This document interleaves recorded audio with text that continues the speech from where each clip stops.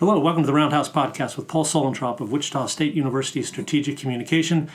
Thanks for listening. Our guest is Kenton Paulino. Kenton is in his third season as associate head coach with Wichita State men's basketball. Kenton played basketball at the University of Texas. He spent 2 seasons with WSU coach Paul Mills at ORU before coming to Wichita State in 2023. Wichita State is 21-10. They are the second seed in the American Conference Championship. That tournament begins Wednesday in Birmingham. The Shockers play at 4 p.m. Saturday. That's on ESPN2 in a semifinal game. Possible opponents, third-seeded Tulsa.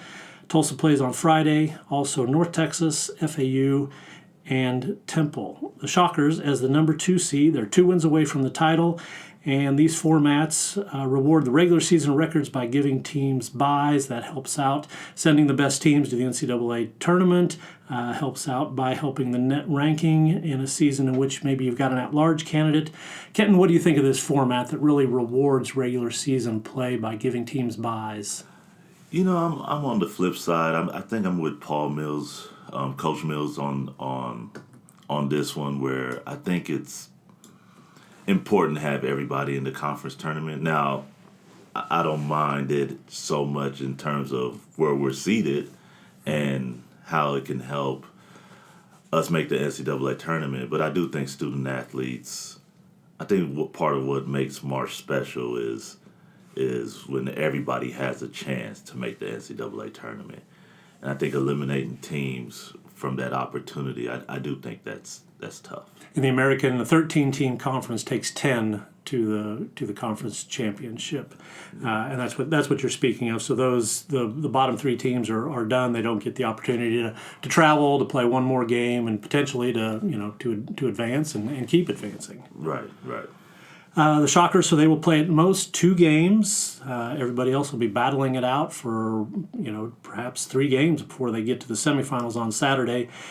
Facing at most 2 games, does that change preparation at all for Wichita State? It does, because we have a week.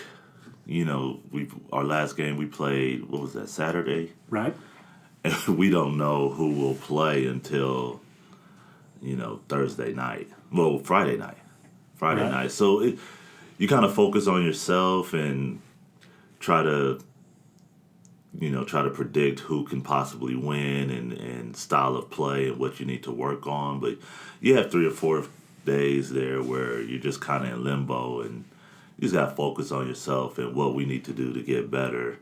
But we won't know our opponent until Friday night, which it's kind of weird and awkward in a way, but it is what it is. Yeah, I guess in a usual bracket you would have a pool, I guess, of 2 opponents to face immediately, and then that would expand. Here you've got 4 possible opponents. Does it give you an opportunity to maybe break things down and go back to a lot of individual skill development for a little bit of time this week? Yeah, you do quite a bit of both. Individual development, guys who's nicked up, they have a chance to get healthy. And then you have to focus on your team and keep getting them better without knowing who the opponent is. But you're just focusing on things we need to sharpen up and the fundamentals of the game. And that's what we did yesterday and we'll do today. So the Shockers have been very sharp recently. They've won 6 in a row, 8 of 10. Why is this team playing so well? I would say just one, it takes time to gel. And I think the shift on focusing on just toughness. And when we talk about toughness, that covers a lot of things, a lot of areas, but mostly finishing close games.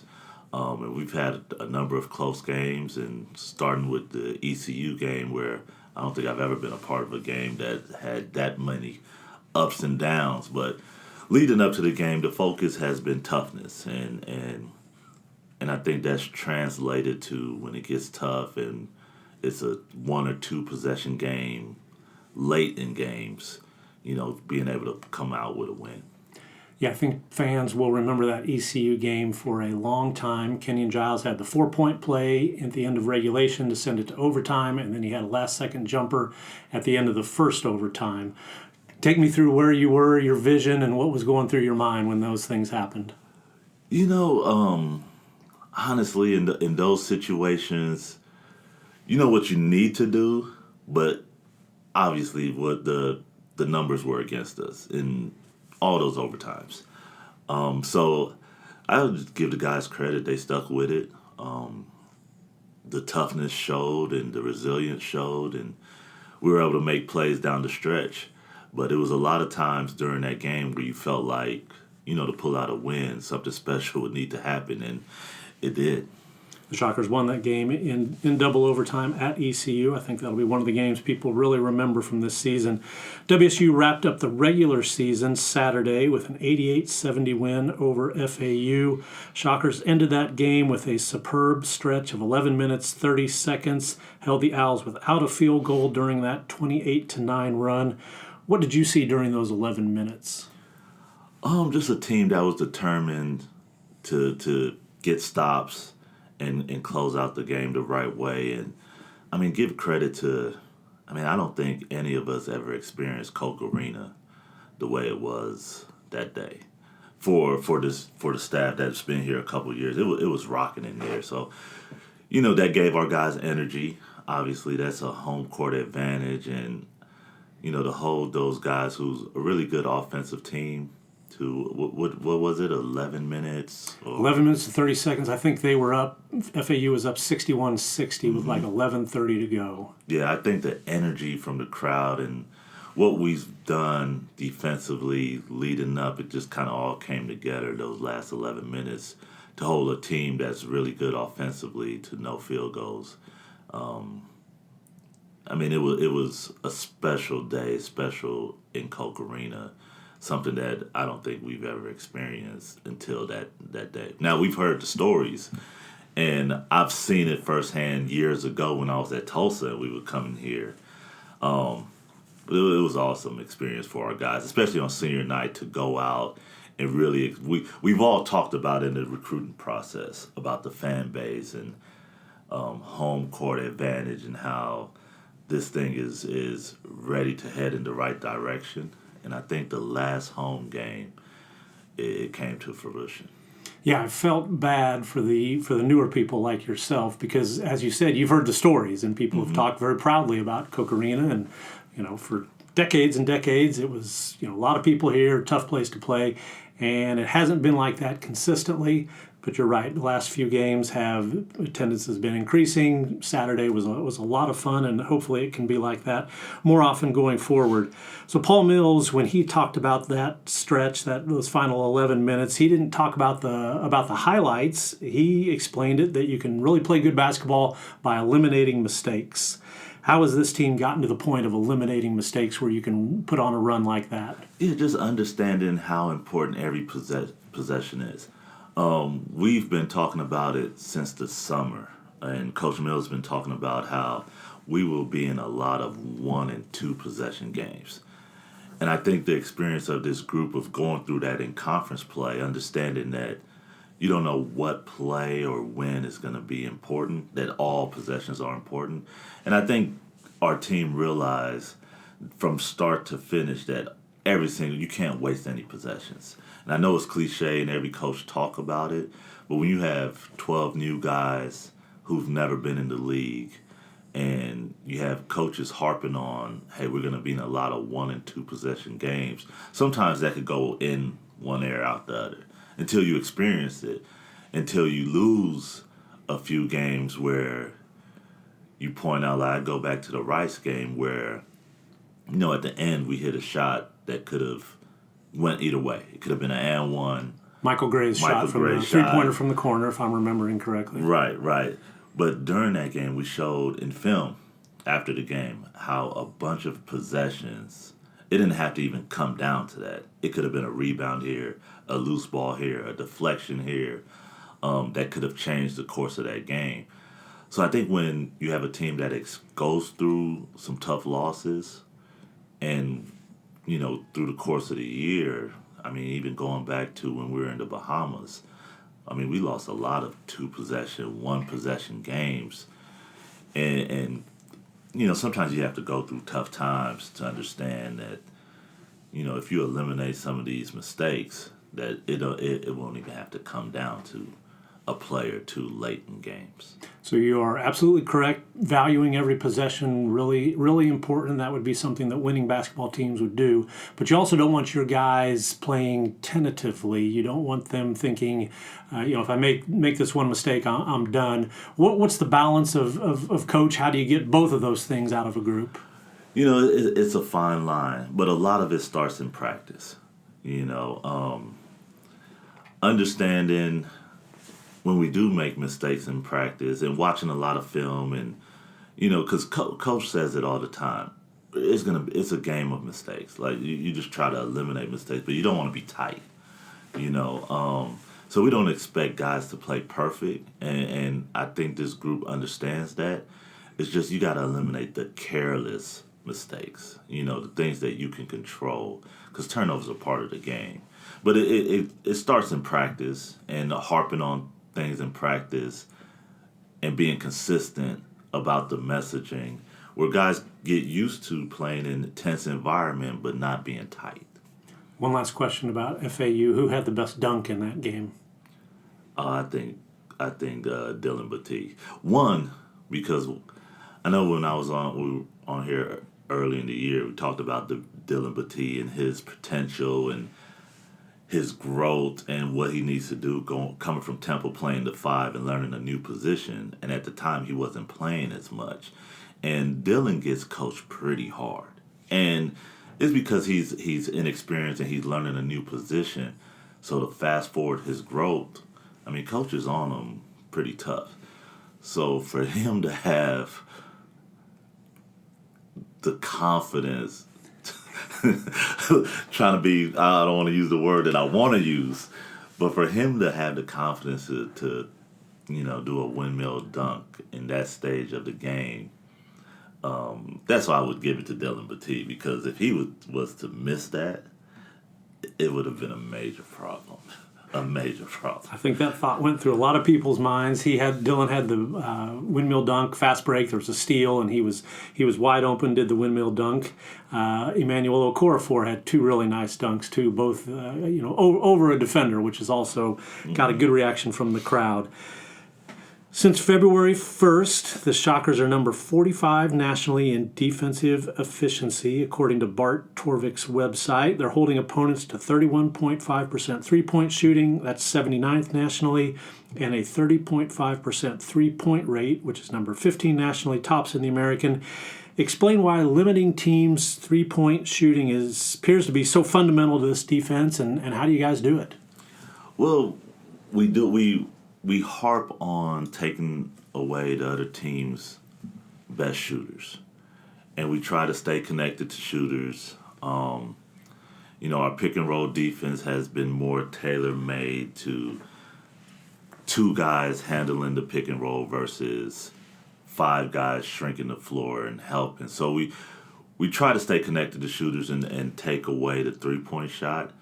And the last, I would say, second half of conference play has been geared towards, hey, we have to take away the 3 and stay in front of the ball and make teams play 2-on-2 in pick and roll situations and taking away all their options. Not taking away all their options, where they don't have all their options is either the guard's going to come off, he's going to have to make a play for himself, or he's going to have to try to hit the roll versus throwing skip passes and one-mores where most teams, they want to share the ball. So you've seen where point guards, not say they have big nights, but no different than Carlisle. He's coming off the point guard for FAU. He's coming off screens and he's pulling up, making plays for himself. But then we're taking away his assist opportunities. And we try to wear guys down in those situations where when it becomes late game, he doesn't have those legs to make those plays. But in the moment, it feels as if, man, this kid is going off. But, that's the game plan. The game plan is, can we make it as tough as possible on him where the other guys are standing around and watching him pretty much try to do it by himself. And it's Saturday, Keenan Carlisle had 20, I think, in the first half, ended up with 26, was 1 of 6 from the field. We'll talk about Dre Kindell's defense later. But yeah, so, and it looks, to me, in essence, what you're doing is you want the other team shooting a lot of 13-foot jump shots, which is, I would think, would be one of the least efficient ways to score in basketball. So if you have to give that up by taking away 3-pointers, then you're confident the math will work out for you at some point. Yeah, and then if we have to make adjustments during the course of the game, we're willing to do that. But we feel like the math will work over the course of 40 minutes. So players and coaches that I've talked to, they point to conversations after a loss to FAU back on January 15th. That was a turning point. After that game, the Shockers were 10-8, 2-3 in the American. What's your perspective on what changed after that game? I think the message has just been more about toughness. That you could win games on off nights if you don't shoot the ball well, but you have to bring the toughness every single possession. You can't let what happens offensively affect your defense. And I think for the most part that FAU game, we didn't start out the game shooting well, and we let that affect our defensive intensity, our rebounding, and we had to flip it quickly playing against South Florida 2 days later. And after that game, all the talks amongst the coaches and players was just toughness. We just harped on toughness the 2 days leading up to that game, and at the end of the game, that's what it came down to. Against South Florida, Giles gets a steal late. We had to come up with loose balls and come up with some really tough rebounds to close that game in overtime. So that was the shift in terms of, hey, we could not shoot the ball, have an off night shooting the ball, and still come up with a win just by playing hard and doing the things that we can control. So the Shockers lost that game at Florida Atlantic 85-67, and then came back next game at South Florida, won 86-85 in overtime. We talked about Dillon Battie a little bit. He's coming off just a marvelous game against Florida Atlantic. 20 points, 12 rebounds. He made 9 of 10 shots, 3 of 4 foul shots. His emergence in conference play has been a big part of this team's success. How did Dillon get to this point? He's been coachable. He's been coachable. A lot of players in his position, when he had some DMPs or wasn't playing much, and still getting coached hard every day as if he's playing. A lot of players, to give him credit, would have shut down. But he's stuck with it. He's watched film. He takes criticism really well because he knows where the coaching staff heart is in terms of we're trying to get him better. And a lot of times when you tell a player your opportunity will come, you go 4 or 5 games or 10 games or half the season and that opportunity doesn't happen, you could shut down. But he continued to work, continue to be coachable, and when we've had an injury, a season-ending injury to Jared Valencia, I mean, he had to step up. But if he wasn't locked in, if he wasn't getting coached hard leading up to that moment, he wouldn't have been ready for that opportunity. But when the opportunity came, he took advantage of it. Yeah, what a great story. He did not play at all in Atlantis in those 3 games, and then to be able to really pick it up, I guess, starting middle of January, and has really been a big factor to this team. He comes from a big basketball family, as I think people know. Do you think that is one of the reasons why he took coaching so well and can continue to stick with it? Absolutely. When you have family members who've been through it, the growth of, maybe going through a situation where they didn't play and then end up playing, I think he understands that the ebb and flows of a season. And when you have parents and family members that echoing and saying the right things, and he's hearing the right things every day, that can help. Because easily, if he was in a situation where in after the Bahamas, all they're talking about is, hey, you need to get out of there. You need to find a new situation. He could have shut down and not get better. And going back to, he was learning a whole new position. But the talent level has always been there, and he still has a lot of room to grow. The sky's the limit for Dillon, and if he continues to be coachable, he can be a guy that could take major steps moving forward. Definitely a real credit for him to keep working and be ready when his time came. You've spent a lot of time working with forward Karan Boyd, who gives his team so much with his defense, his rebounding, his consistency, and his offense has really improved during his time as a Shocker. Describe KB's work to get him to this point. Yeah, when we signed KB, knowing his intensity defensively and being around Coach Mills for I don't know how many years now, I think 4 or 5 years, we understood because he was so good defensively, it was going to be hard to take him off the floor. So the focus when he first got here was how can we get him better offensively in terms of shooting the basketball and where you have to honor him when he's on the floor. So is we watched a lot of film on his shot, on ways we can get better, spent a lot of time refining that in the summer to the point where when we started practice during the season, we didn't even talk about his shot anymore. We just wanted it to be natural and something that he did naturally. And to his credit, he continued to work. So now it's at the point, if he's on the floor, you have to respect his ability to make a catch-and-shoot shot, where you can say that in the past. In the past, teams would just back off and say, hey, we'll let him shoot as many times as possible. We understood for us to be good this year that he would have to be able to make open shots, and he has to be respected offensively. And to his credit, he's done that. So he said that during the recruiting process, you had looked at video and you told him he was holding the ball out in front of his body a little bit too far, and that made the shot kind of, I guess, loose and hard to repeat. How much video work did it take you to be able to isolate that? We have this system called Synergy, where you can just click a player, all his makes, all his misses.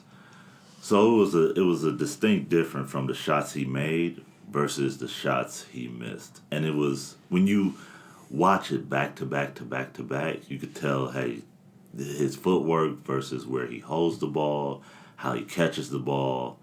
And you could see the difference between, hey, this is what you do when you miss shots. This is what you do when you make shots. And sitting there studying that with him, he wasn't offended.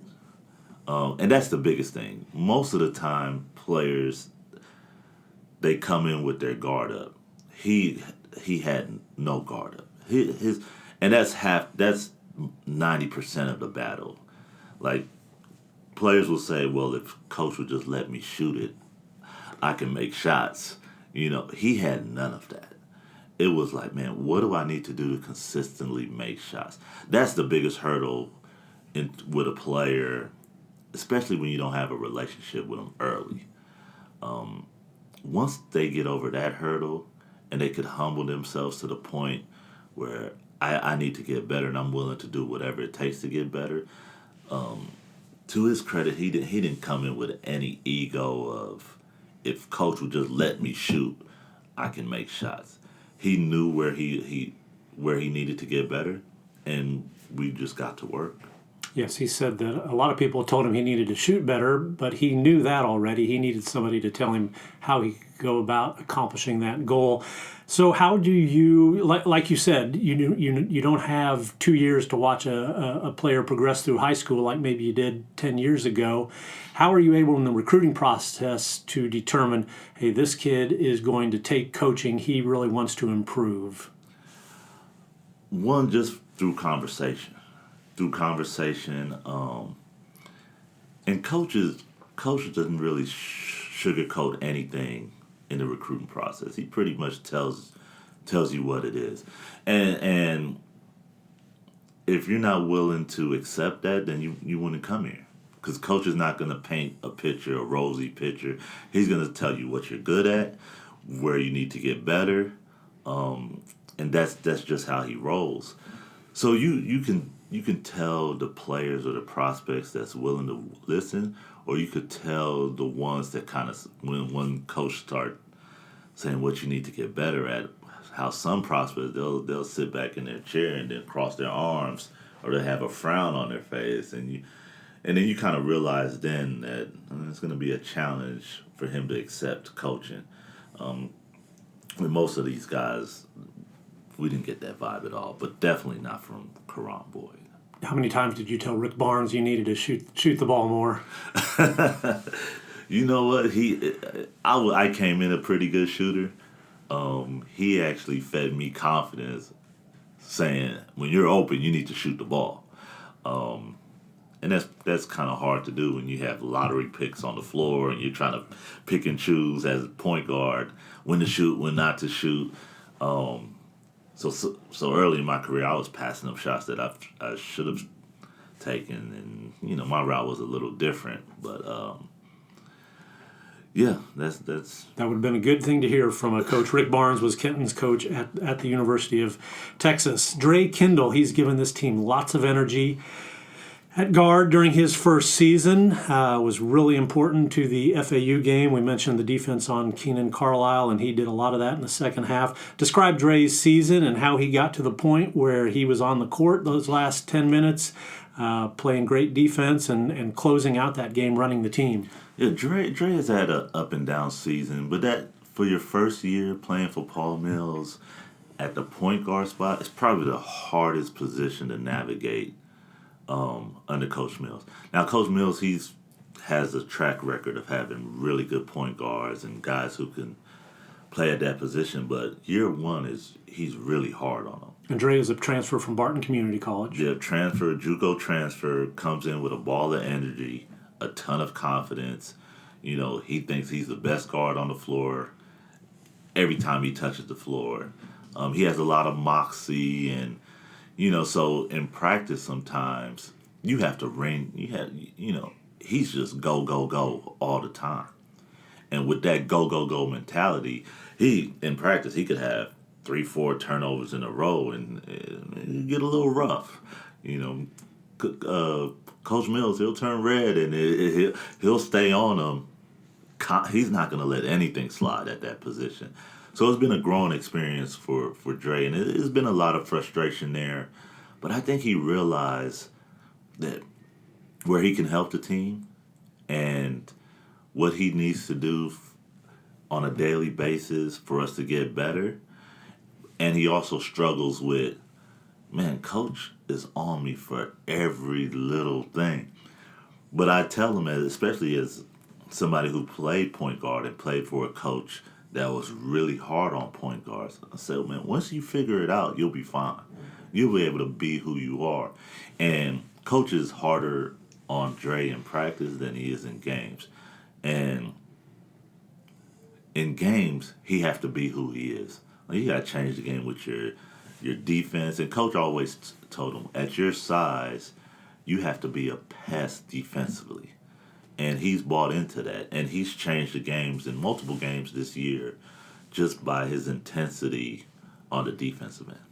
Yeah, he is a real pest. Does the coaching staff think of it as we hit him with Karan Boyd, who is a little bit bigger, or a lot bigger, physical, and then Dre gives him kind of a different look, a change-up. Is that an effective defensive strategy? Yeah, it's been an effective defensive strategy. Because what you want to do, we put Karan Boyd on the other team's best player. And then usually we switch it from Karan Boyd to Mike Gray. And then we come in with we were just talking about it. Dre. We come in with Dre. Right. We come with Dre, and I think the combination of those three and trying to wear down the other team's best player has helped. And you usually see it in the second half when you have three guys who you're throwing at the other team's best player. And I think Dre has bought into that because Karan does it with physicality and and his size, where Dre does it more so with his speed and his activity, more so full court and trying to take a guy out from not letting them catch the ball. I'm glad you mentioned Mike Gray because I think he's improved defensively. Has kind of had the knack of he's drawing some charges. So you've got three maybe different approaches to really throw off a scorer, it appears. Home teams have won 47% of their conference games in the American. That is the lowest in the nation. UAB, really odd stat, 2-7 at home, 9-0 on the road in conference play. Do you have a theory on why road teams are so successful in the American? It's kind of an odd stat, and I don't think I've ever seen anything like it before. The only thing I could contribute it to is a lot of these teams having new guys and probably oblivious to the environment they're going into, so they don't go in with a preconceived conception of this is a tough place to play. They don't know, so I think that might have something to do with it. Whereas in the past, and like I said, I'm kind of in a unique situation because I was at another institution where we would come to Wichita State. Sometimes you're psyched out before you even step foot on the floor. Like, man, this is going to be a really, really tough environment. If you're in a situation where you're just oblivious and you don't know, maybe that's what's best. It's better not to know what type of environment you're going into. You might have, where you're not trying to prepare your guys mentally, like, man, this is going to be a tough environment. They just don't know. And Kenton spent 2 seasons as an assistant at the University of Tulsa, so that would be his previous history with Wichita State. You mentioned this early, and I thought it's worth coming back to because it's maybe kind of faded from people's memories. Wichita State lost its top 9 scorers from last year, so this is a total overhaul. They've played so well over the last month, that's not top of mind anymore. Why do you think this team came together as quickly as it did with an almost entirely new cast? I would say this one a group of guys that kind of complement each other has something to do with that, but I wouldn't minimize the effect of having a guy like T.J. Williams who's been in the program, Joy who's been in the program, Henry who's been in the program. Just having 3 guys who's been in the program to be in the locker room to help the other guys navigate through what's to come after a win, after a loss, road trips. I think those guys played a huge part in bringing it in helping other guys gel together. Even though those guys are young players, having any experience to deal with the coaching staff, more so the coaching staff than anything, helping those guys. And when you have the right group of guys who are all coachable and want to get better and want to prove themselves at this level, I do think those returners played a huge deal getting those other guys to gel. And those 3 had all been in the program previously. What's your favorite March Madness memory? Oh, man, it has to be the shot went out 20 years ago. Can you believe it? It's been 20 years since I made that shot in the Sweet 16 to go to the Elite 8. When I was at Texas, we were playing West Virginia, and it came down to a shot at the buzzer to win. That has to be, hands down, my favorite March memory. 2006, Sweet 16, the University of Texas beat West Virginia. I thought that would be your answer, but I thought I'd just give you a chance in case something had happened in the intervening years. Wichita State opens American Conference Tournament play. That's 4 p.m. Saturday on ESPN2. That's a semifinal. Shockers need 2 wins to advance to the NCAA tournament. Kenton Paulino, thank you for your time. All right, thank you.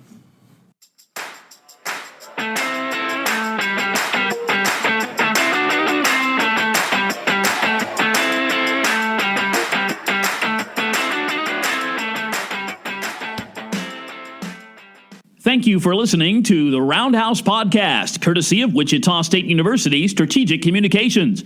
We encourage you to rate, review, and subscribe wherever you get your podcasts. You can find more Roundhouse content at GoShockers.com. Hawkins going to go to work on Washington, and it was dug out of there by Bijan Cortez. Lob to Beverly. 7-point lead at the under 8 timeout here at Charles Coke Arena.